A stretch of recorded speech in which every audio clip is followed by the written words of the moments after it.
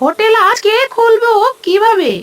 ওইদিকে আবার কত মানুষ যে আমার হোটেলে খাওয়ার জন্য অপেক্ষা করছে কে জানে।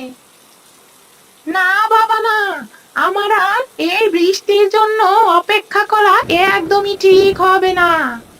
এর চেয়ে আমি একটা ছাতা নিয়ে আমার হোটেলে চলে যাই।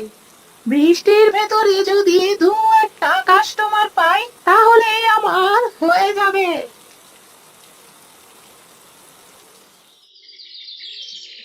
এই রে, ঘর থেকে বের হতে না হতেই বৃষ্টি থেমে গেল দেখছি।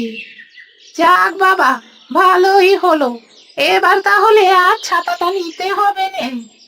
আমি বরং ছাতাটা ঘরের সামনেই রেখে যাই।